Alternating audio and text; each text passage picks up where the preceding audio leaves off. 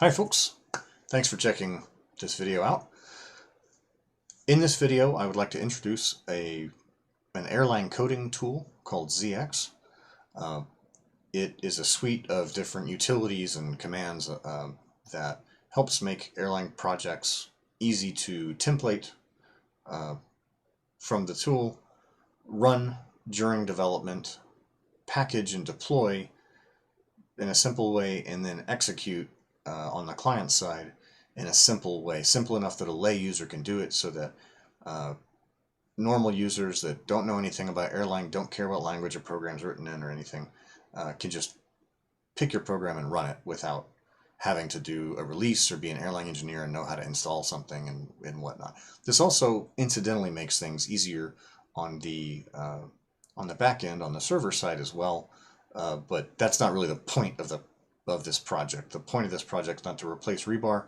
The point of this project is to make client-side Erlang an easy and normal thing and provide an easy path forward for people that want to get their code out and into other people's hands without much hassle or requiring that they be Erlang engineers themselves. This is the project website. You see that it's called ZX/Zomp, and other places sometimes it's called Zomp/ZX. Zomp is the package serving side of it. It's kind of the back end. Zomp is hosted, or ZX is hosted by Zomp, and Zomp is launched by ZX. So to run a Zomp node, you just do ZX run Zomp, the same way you would do any other program, and that will give you a Zomp package mirror locally right away. You don't have to do that though. You can just run ZX and just let all the public mirrors take care of everything. It's just nice inside of a large private infrastructure. If you're doing DevOps or something, you have thousands of machines running code.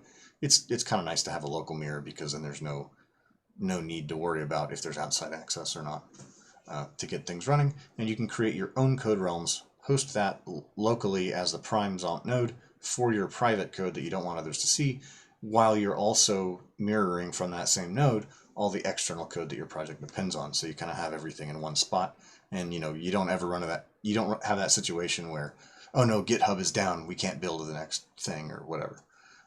That doesn't happen with this system. Anyway, so ZX is written in Erlang, and it's for Erlang, so of course to run it you have to have Erlang. If you go to the quick start page, quick start or download, either one, you have to get the Erlang runtime. You need version 21 or higher. If we click on this, it'll take us to the erlang.org downloads page. If you're on Windows, this is the installer that you want, 64-bit. If you're on 64-bit Windows, you want 64-bit runtime, of course.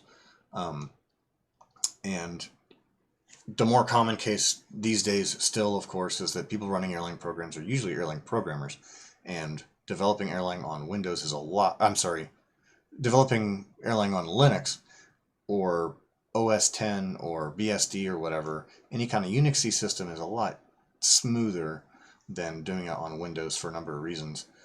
In addition, ZX is a command line tool.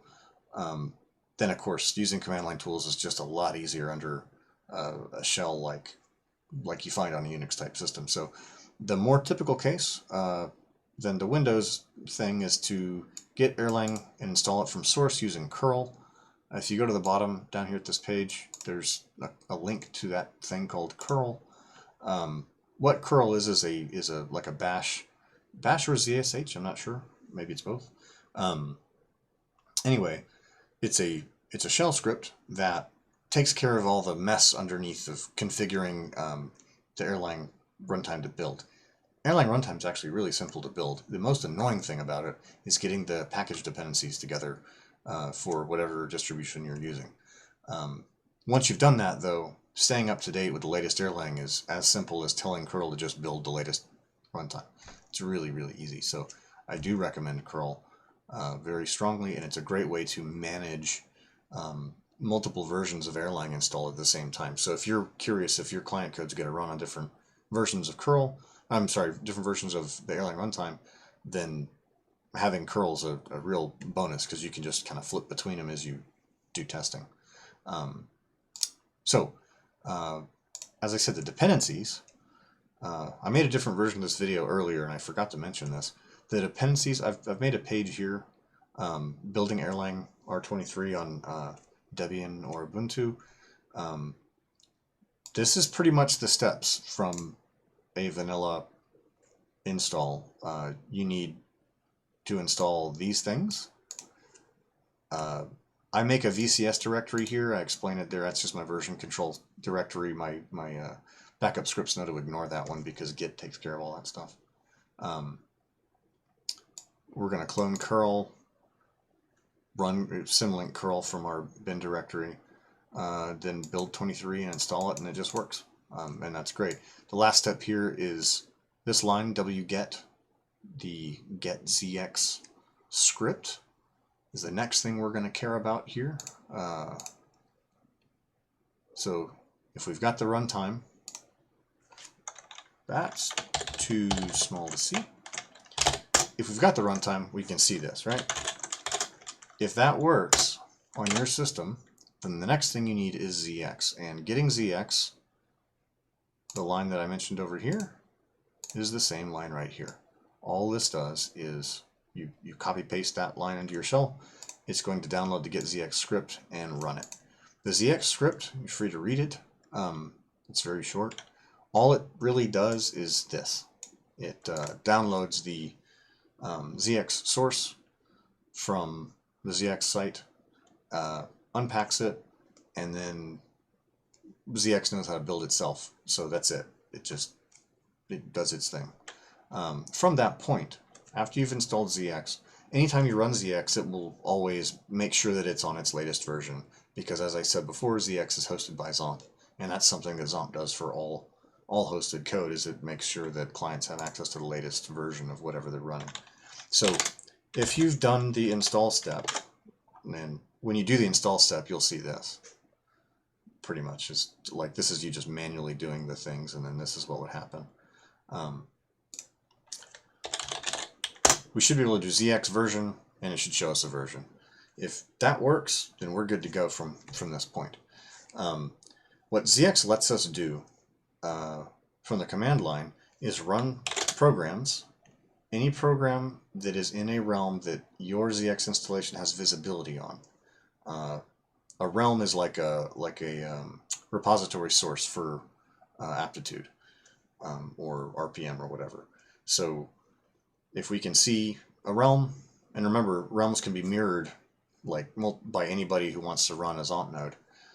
So where you're actually getting the code from doesn't matter because they're all signed. But anyway, if we do run, ZX run, and then a package name, well, what package names are there?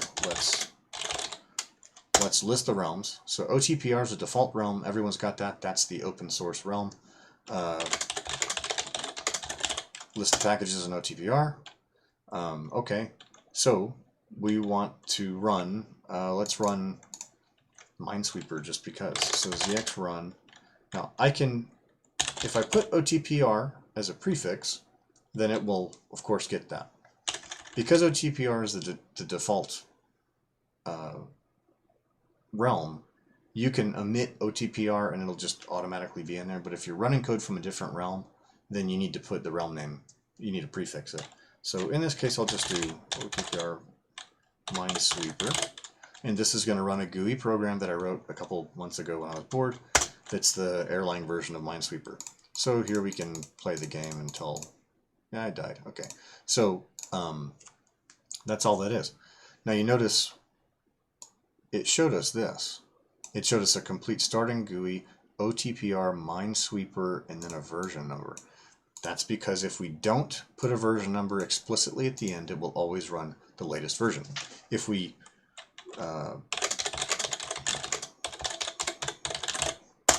list the versions of Minesweeper, well, now we have some options.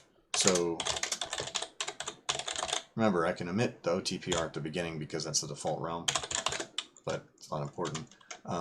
If I pick a specific version, it'll pull that version, and it's just slightly different for whatever, whatever's different in that version.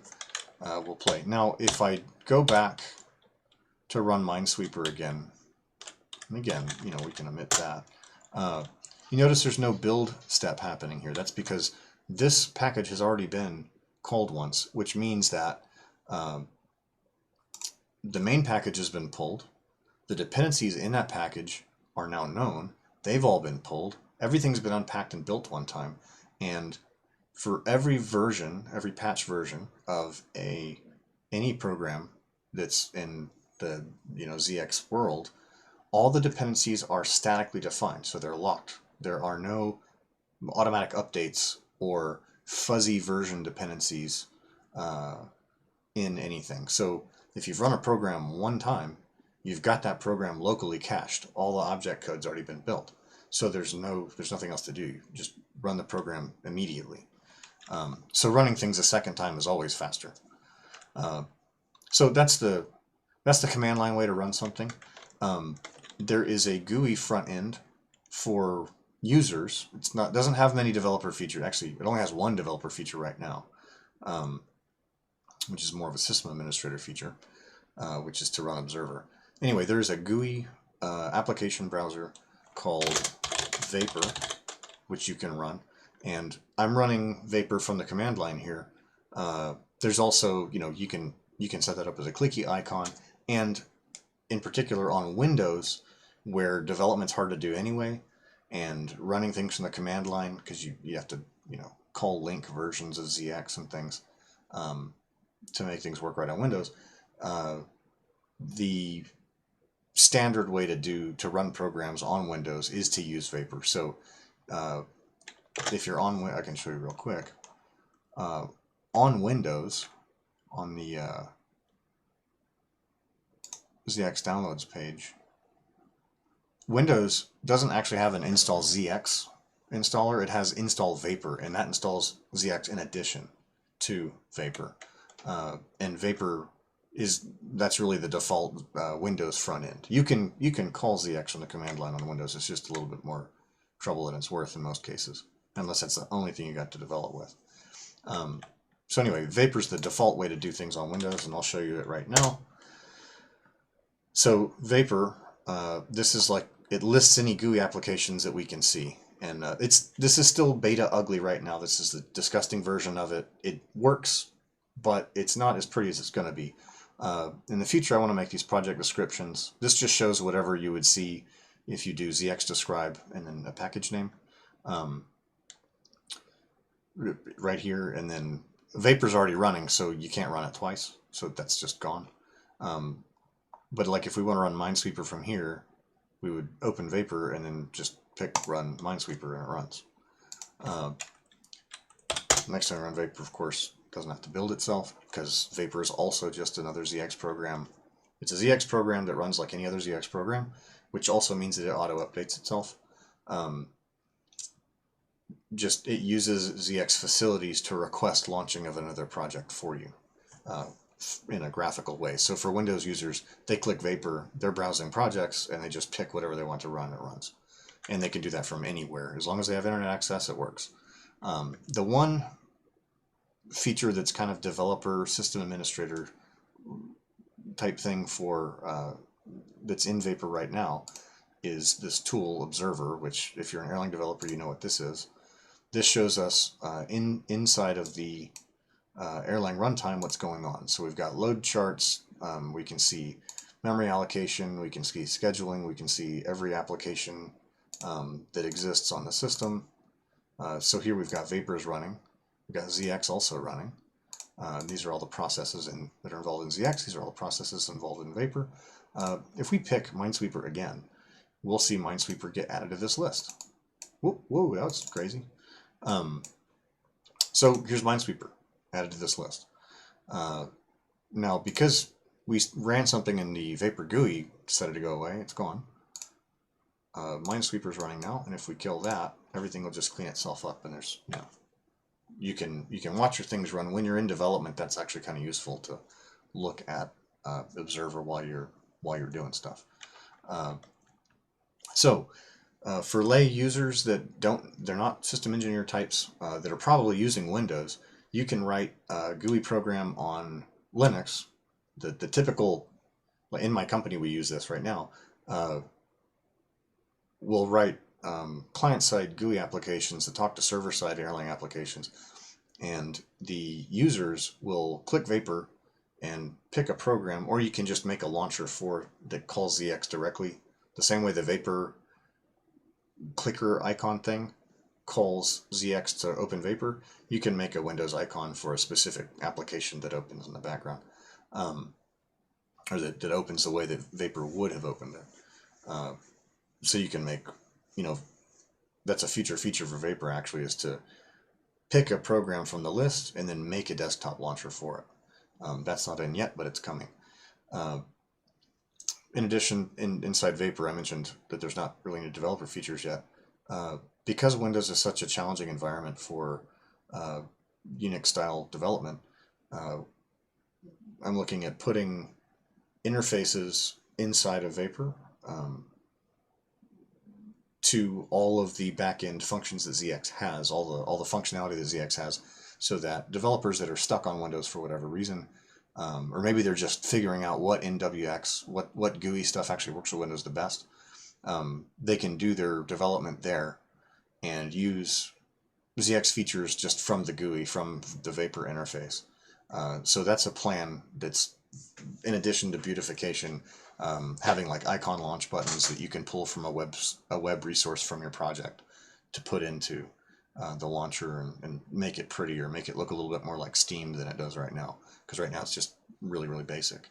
The data that was shown in Vapor just now, if we do ZX describe Minesweeper, it'll ask, we'll see the meta kind of formatted for us here. It's the same stuff that shows up in Vapor, so it's not really there's not much difference there. Anyway, again, that's running projects. Now, if we want to make a project, we'll go to a code directory, the generic code directory I think almost everybody has. We'll do ZX create project.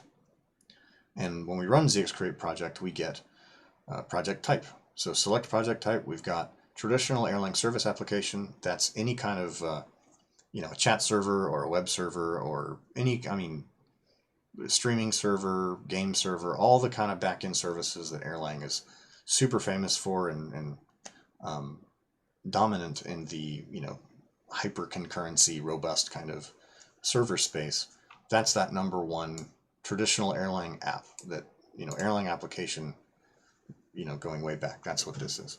The next is a library application that doesn't stand up anything that's living. There's no living processes in it. It just pure library function, or a pure library of functions that you want to push out to be used by other projects, or your own dependencies if you want to use the same code across several of your own projects. Number 3 is what we're interested in right here. This is a GUI application, and that's what will be templated when we decide to do this. So project name, you can do any UTF-8 here that's printable and it'll work. We're just gonna, so this is like the readable title that you're gonna show people.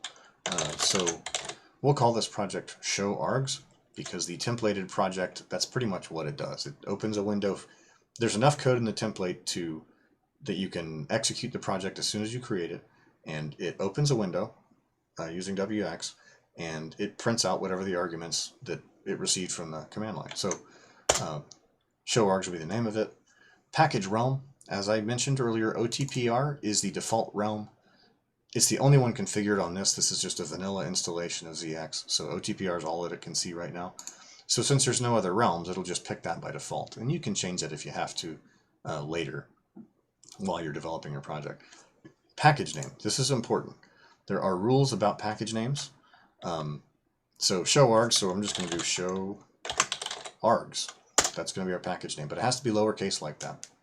And it can only include underscores and numerals. So that's because the package name is something that the full package name with the realm, the name, and the version number, that's something that ZX and Zomp have to be able to parse. So there's a couple of rules about that to make that easy on the back end. Version, we'll just do 0.1 because it doesn't matter. Picking a prefix. In Erlang, it is common for us to not have, I'm sorry. It's common knowledge that Erlang does not have name spacing. in terms of, like Java has, you know, your organization dot whatever dot whatever dot whatever project name dot modules or something. Python has namespacing work kind of in a similar way that, you know, follows the directory structure of the project. Erlang does not do that. It's a flat namespace for modules. The saving grace there is that you don't have a unified execution environment for all Erlang code. When you're running something, only the code that's needed for that project to run is visible at the given time. So you're not mistakenly going to call something from, you know, an adjacent space somewhere that has a name conflict by mistake. To make projects that need a lot of dependencies, though, you know, it'd be common to have a you know, 2 modules named UI, or 2 modules named client, or 2 modules named you know, test or something like that would be a pretty common name clash. So to avoid that, the common practice in Erlang is to take your project, whatever your project's called, and then abbreviate it, you know, kind of take its initials. So in this case, it's SA, which is the recommendation we're getting here, and make that your prefix. So all of your modules will have that underscore whatever will be the name. So that's what we're going to use. Name will be me. That's me, and this is my email address, and I get spammed anyway, so if you got questions, you can send me you can send a question to that. I don't care. License selection. MIT is the most permissible, or I'm sorry, the most permissive license in most cases, because like some of the GPL license have a couple of like conflicts with other licenses, and it gets weird. So MIT, unless you have a specific reason to use a different license, MIT is kind of the smoothest one for other people to be able to reuse your code. And the only stipulation is that they just have to include your name on it, give you credit, and that's it. Project description. So this is a prose description that's just going to show up like a, you know, description to tell anybody who's looking at your looking at the list of projects what yours does. You remember that ZX describe project name? This will pop up there, so give some people an idea of what your thing does. Project description shows, whoops, arguments in a window. Simple, right? Project repo URL. We don't have a repository because we're not going to make one for this, of course. Same thing, we're not making a website for this, so we don't care. Application data confirmation. Did everything you enter look sane? Is that all fine? And so we've got the fully assembled package ID now, which doesn't matter yet because this is not up on this isn't in Zomp, right? So it doesn't really matter too much what this is. So anyway, we're going to hit enter because that's all fine. So now that is initialized. The name of the project, show args, has become the name of a directory that's right here in this directory. So if I want to run something in development from the local system, I do run dir and then the name of the directory. And if I do this, we'll see the same steps that we would normally see ZX do, and it pulls a package, unpacks it, builds everything, and then executes, right? And then each dependency that's required, it pulls all those and puts them all into the runtime context, and it constructs that context just for that execution. Here we're getting the same thing, it's just the main application is local. So run dir show args, so we see this happen. And we see received args, and there's an empty list. Well, we didn't give it any arguments, so of course it's gotten them. So let's give it some arguments now. Foo bar baz. Okay. So that worked. If we want to make an edit and then run it again, we can do that. There's one detail that I need to point out here. ZX run dir is when you are outside of the project directory. Because of the way ZX sets up context, if you're actually in the project directory itself, it needs to know that so that it can't, you know, do if you write like a CLI or something, it can't do something that would destroy itself. So for that reason, run local, that's the command that we use to run from inside this directory. So if you're outside, run dir and give it the path. If you are in the project directory, ZX run local is the correct command. So let's go to, we see a typical kind of stripped down. There's no doc directory. You can add one if you want. You can add whatever you want to this. Priv, themes, doc, like whatever kind of directories you normally need. But source and ebin, emake, those are all things, and Zomp meta, those are all things that ZX depends on to make everything work right. So you want to follow the standard ebin, source, emake, and so on. You want to follow the system standard directory layout for your project. You can jazz it up actually with emake, right? You can tell emake file to look for a totally different directory than source, or to look for nested directories or whatever. That's up to you. But you know, it's the way that ZX launches stuff. It's using the built-in make command inside, you know, the code compiler commands inside of the Erlang runtime. It's using the application definition file to find things. It's updating that application file if you use a version up command or something like that. When you package stuff, it completes that application file in ebin. And so, I mean, it's following almost all the standard things. It's just doing a dynamic build. Is kind of the big difference with ZX. Is it builds a unique context for execution, and it does that on the fly instead of having a, you know, building a single release and then moving that whole release to a system and launching it there, which, you know, if you do that with all your programs, you either have to write specialized installers for every different system that you have. Like Wings 3D, they've got an installer for Windows, they've got an installer for OS X. They have to package their stuff for release on Linux, or to be built and run in development mode on Linux, and so on. So to universalize that into a single thing that works across platform, ZX just does it all kind of on the fly. But the end result is basically the same as having a rebar release. It's just a little bit, it just cuts out, you know, some of the release steps and so on, and automates all that stuff. So here in the templated project source directory, we have show args. That's our application module, the app mod that we had picked earlier because we named the thing that. And it's super stripped down. It's just like, it's an application, and it only exports like the minimum start and stop so that, you know, the runtime knows how to just get it moving. If we look at SA supervisor, we've got it's a supervisor, and it only has one thing. It's only got one child, which is the SA controller. The SA controller is a gen server, and it doesn't export much because it doesn't. This is, again, this is template code. It really doesn't do hardly anything. This starts. It passes a, you know, a meaningless atom into init. Init logs it at starting. It goes to, it calls SA GUI. Remember, the supervisor only had one child, but we got two processes running.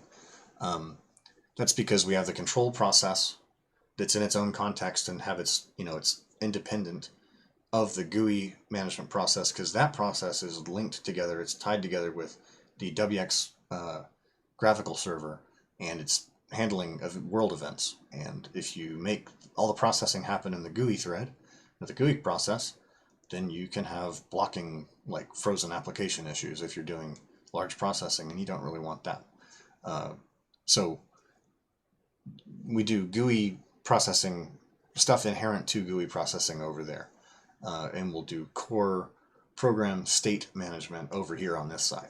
But because we don't want to have a case where the controller dies and the GUI is just zombied and alive, or the GUI crashes because something weird happens with WX or something, or you just have a simple bug in it, you don't want the controller in the background to now be headless and like wondering what's going on and be basically unreachable by, remember, a normal user doesn't know what's going on. So we would want the GUI and the controller to be separate threads to prevent blocking, but we do want them to be a single logical unit to tie their lives together. So we're using a link, which is not all that common to do in modern, like, robust Erlang code, but here it makes good sense. So we're going to start link that instead of having it supervised. So the supervised life of the controller is now linked directly to the GUI, so it's safe to not have it under explicit supervision. And we're giving it a title here. Of course, when you make your own projects, you can change this to whatever. You can make the GUI have its own title, look it up in a file, it doesn't matter. That's just the way this template works. So we get the window.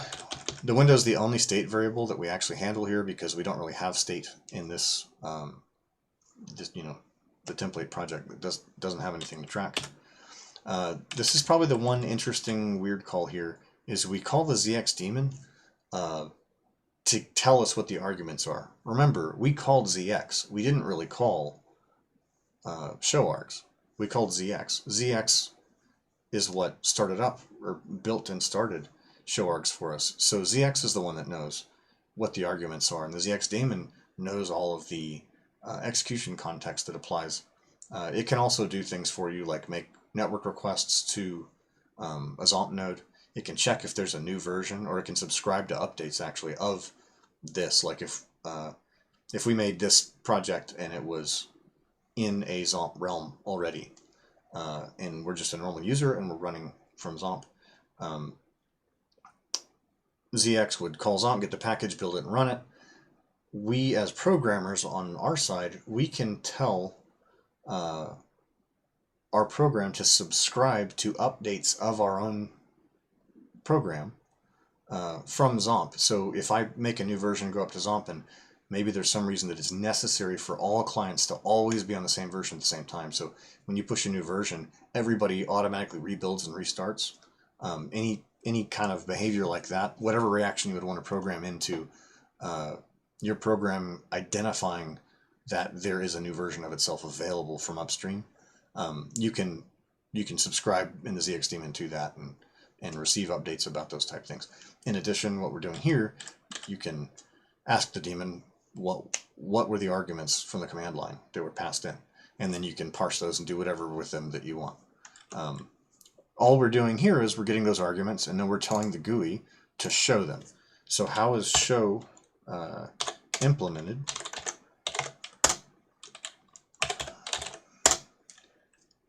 Show terms. It doesn't matter what we give it. It's just going to format it for display, right?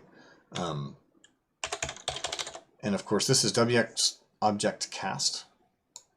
And if you're familiar with Erlang already, then you know what a gen server cast is. WX object cast is the same thing. All WX does is it takes the gen server construct and then it adds a new layer to it. So you see it exports the behaviors WX object, and it has to export these callbacks. And this is the special one. We already know about init, terminate, code change, handle call, handle cast, handle info. Those are all standard gen server callbacks. Handle event is the magic one. That is what handle event is the window manager from the graphical environment getting graphical events. So mouse over events, close window, push button, select this or whatever, and then you get those events plus the the IDs of whatever graphical components were being manipulated. And that's the IDs of those components are usually these things like WX objects. The IDs are buried in there. So anyway, so we're going to go check the handle cast function. We're going to look for the show message, handle cast show. Well, there it is. Do show is obviously side effecty, right? We're getting terms. We're doing do show state. We're just getting OK back, and we're not replying. We're not updating the state. So this is a side effect, purely a side effect function.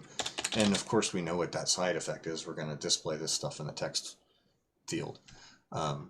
So terms, we're taking terms, formatting them into a string that just says received args. That's what we see, right? When we run it.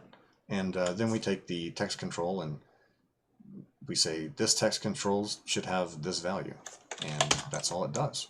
So if we want to change that, let's just say we're developing the workflow. Typical workflow with ZX is that you change something and then you run it. Blah. So we should see this on a new line.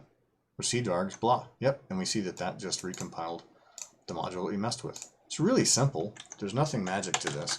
It's just a little bit easier to integrate both the way that this works. More new lines. Okay, cool. So we know that works. It's simple. What's good about this is Deploying the code to ordinary users is very easy. The workflow has a very tight turnaround to it that works in just a very simple way. You just tell it to run, and it does. You get very quick feedback, and you can kind of goof around and make things pretty quickly. Packaging is simplified. It's just ZX package and then the project directory path. Submission, the only tricky thing about that is learning, and I haven't made a video about this yet, understanding clearly how the realm structure works, like what realms you have visible, what realms you have configured on your local ZX node so it can see them. But again, realms are not difficult to understand.